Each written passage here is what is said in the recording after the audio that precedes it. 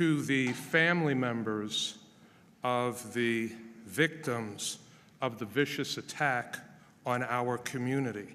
I want the family members to know that we love you, that we care about you, and collectively, we are here to wrap our arms around you and to help lift you up during this very difficult time. This is a time of great pain and sorrow for all of us in the city of Buffalo. But we are trusting and leaning on God to get us through this dark and difficult time. We are very thankful that in the midst of this darkness, we have a president and first lady who care deeply about our community and communities all across the country. President Joe Biden and First Lady Dr. Jill Biden are people with extraordinary compassion and empathy. They wanted to be here for this community. They wanted to help us with our process of healing. And we are so thankful that they are here with us during this challenging time. As mayor, it is my great honor and high privilege to introduce our President, Joe Biden, and First Lady, Dr. Jill Biden.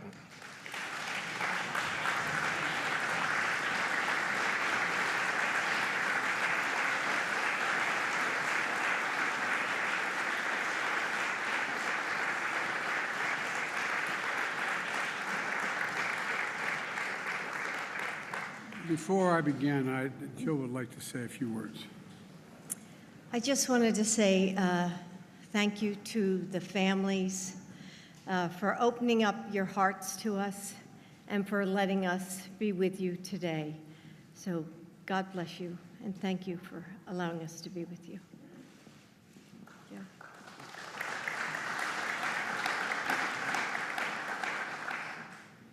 Majority Leader Schumer and Senator Gillibrand and Congressman Higgins.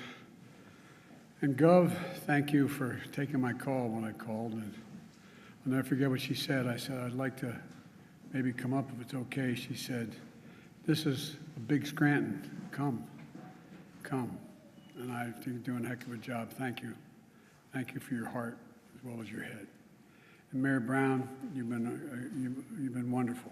Thank you. And I know this is a lot of, when a vice presidential or a presidential trip shows up, there's all kinds of paraphernalia and people, and I know it's not easy. I want to thank your law enforcement officers for not just what they did in this crisis, but for accommodating us, and all the elected officials and law enforcement officers, first responders, and faith leaders that are here today. Jill and I have come to stand with you, and to the families, we've come to grieve with you. It's not the same, but we know a little bit what it's like to lose a piece of your soul. When you lose a son, a daughter, a husband, a wife, a mother, a father. The feeling of having that, as I said to some of you when we talked privately, you feel like there's a black hole in your chest you're being sucked into, and you're suffocating, unable to breathe. That's what it felt like, at least to us, and I'm sure some version of that feels that way to you. The anger, the pain, the depth of a loss that's so profound. You know, we know it's hard to believe, and you're probably not going to believe it, but I can tell you now, from our personal experience and many others who we've met, the day's going to come, it will come, when your loved one brings a smile as you remember him or her. As you remember her, it's going to bring a smile to your lip before it brings a tear to your eye. It takes a while for that to happen. It takes a while. Might take more than a season. But our prayer for you is that that time comes sooner or later, but I promise you it will come. As a nation, I say to the families, we remember them. We've been reading about them. We visited the memorial where they show the love for them, and you've all shown by the supermarket.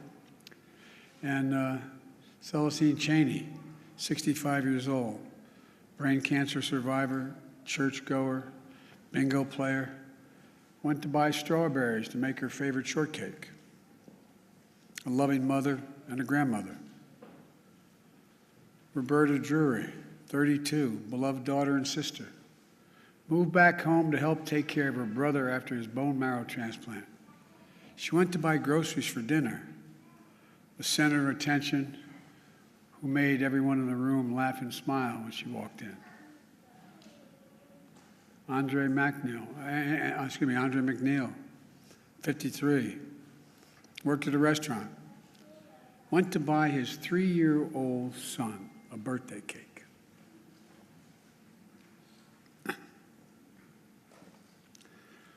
His son's selling a birthday. Ask him, where's daddy? Catherine Massey, 72, a writer and an advocate, who dressed up in costumes at schools and cut the grass in the park and helped in local elections, the glue of the family and the community. Marcus Morrison, 52, school bus aide, went to buy snacks for a weekly movie night with the family, survived by his wife and 3 children and a stepdaughter, the center of their world. Hayward Patterson, 67, father, church deacon, fed the homeless at the soup kitchen, gave rides at the grocery store to neighbors who needed help, putting food in the trunk of others when he took his final breath. Aaron Solder, 55, retired Buffalo police officer for 3 decades. 3 decades. Loved electric cars, hero who gave his life to save others on a Saturday afternoon. And had that man not been wearing that vest that he purchased, bulletproof vest, a lot of lives would have been saved. A beloved father and husband. Geraldine Talley, 62, expert banker and known for her warm, gentle personality, a friend to everybody, devoted mother and grandmother.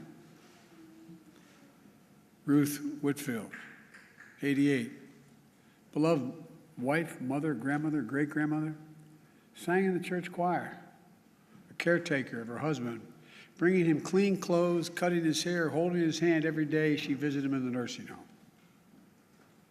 Heart as big as her head. Pearl Young, 77, a mother, grandmother, missionary of God, public school teacher, who also ran the local food pantry. Loved singing, dancing, and her family. And all 3 are injured. Zaire Goodman, 20, shot in the neck, but fighting through it.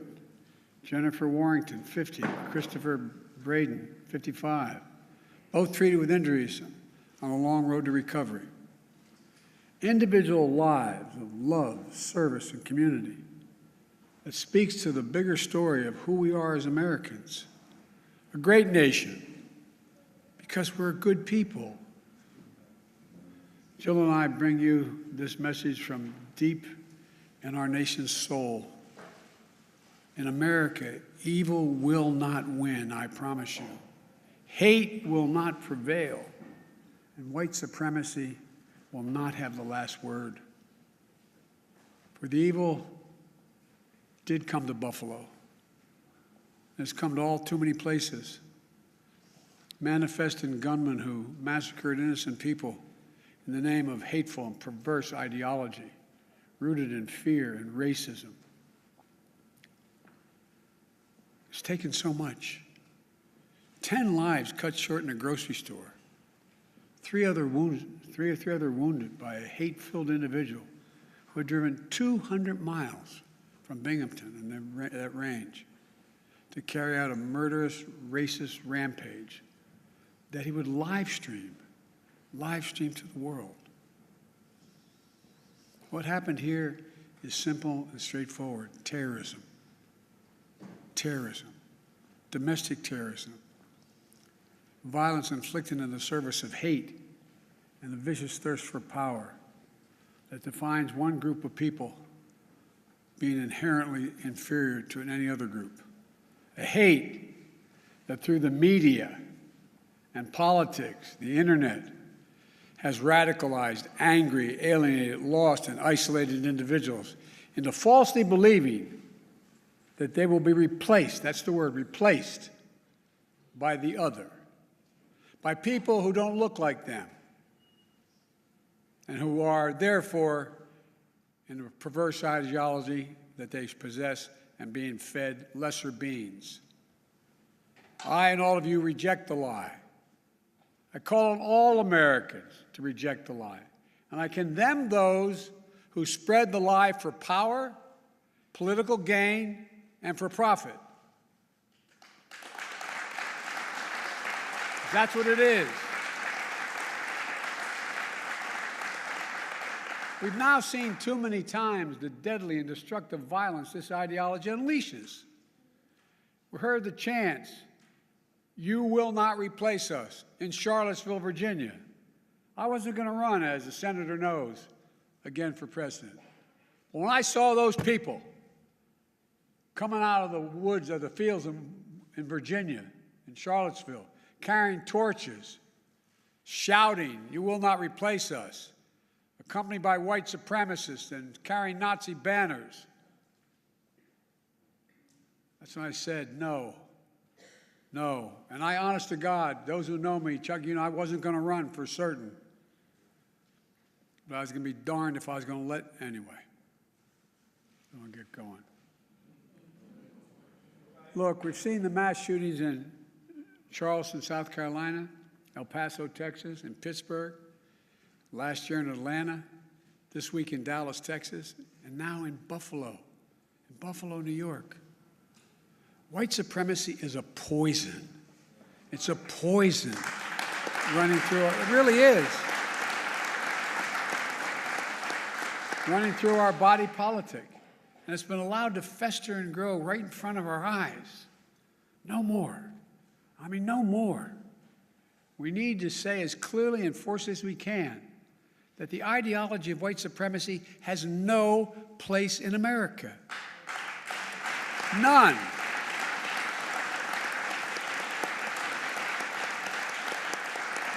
And look,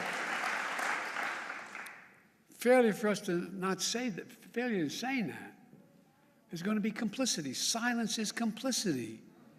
It's complicity. We cannot remain silent. Our nation's strength has always come from the idea. It's going to sound corny, but think about it. What's the idea of our nation? That we're all children of God. All life, liberty, our universal goods, gifts of God. We didn't get it from a government. We got it from because we exist. We're called upon to defend them. The venom of the haters and their weapons of war, the violence and the words and deeds that stalk our streets, our stores, our schools. This venom, this violence cannot be the story of our time. We cannot allow that to happen. Look, I'm not naive. I know tragedy will come again. It cannot be forever overcome. It cannot be fully understood either. But there are certain things we can do. We can keep assault weapons off our streets. We've done it before. I did it when we passed the crime bill last time. And violence went down. Shootings went down. You can't prevent people from being radicalized to violence. But we can address the relentless exploitation of the internet to recruit and mobilize terrorism. We just need to have the courage to do that, to stand up. Look, the American experiment in democracy is in a danger like it hasn't been in my lifetime. It's in danger this hour. Hate and fear are being given too much oxygen by those who pretend to love America, but who don't understand America. To confront the ideology of hate requires caring about all people, not making distinctions. Reverend, the scripture is seeing that we're all part of the divine. Love thy neighbor as thyself. That's the America I know, that Jill knows. And most deserve the most, look, we're the most multiracial, most dynamic nation in the history of the world. Now's the time. for the people of all races, from every background, to speak up as a majority in America and reject white supremacy. These actions we've seen in these hate-filled attacks represent the views of a hate-filled minority. We can't allow them to distort America, the real America. We can't allow them to destroy the soul of the nation. As President of the United States, I travel the world all the time. And other nations ask me, heads of state in other countries ask me, what's going on? What in God's name happened on January 6th? What happened in Buffalo? What happened? They'll ask. We have to refuse to live in a country where black people going about a weekly grocery shopping can be gunned down by weapons of war deployed in a racist cause. We have to refuse to live in a country where fear and lies are packaged for power and for profit. We must all enlist in this great cause of America. This is work that requires all of us, presidents, politicians, commentators, citizens. None of us can stay in the sidelines. We have to resolve that here in Buffalo, that from the tragedy, this tragedy will come hope and light and life. It has to. And that on our watch, the sacred cause of America will never bow, never break, never bend. And the American we love, the one we love, will endure. So to the families, from your pain, may we find purpose to live life worthy of the loved ones you lost. From a hymn based on the 91st Psalm that's sung in my church, may he raise you up on eagle's wings and bear you on the breath of dawn, make you to shine like the sun, and hold you in the palm of his hand. That's my wish for us. We can do this if we resolve to do it. If we take on the haters and those who don't even care, it's just about profit and politics. May the soul of the fallen rest in peace and rise in glory. And may God guide the United States of America, now and always. To the families, as my grandpop used to say when I walked out of his home in Scranton, he'd say, Joey, spread the faith. And my grandma would yell, no, Joey. He'd say, keep the faith. And my grandma would say, no, Joey, spread the faith. We're thinking of you. Hold on to each other tightly. Stick together. You'll get through this. And we'll make Buffalo and the United States a better place to live than it is today.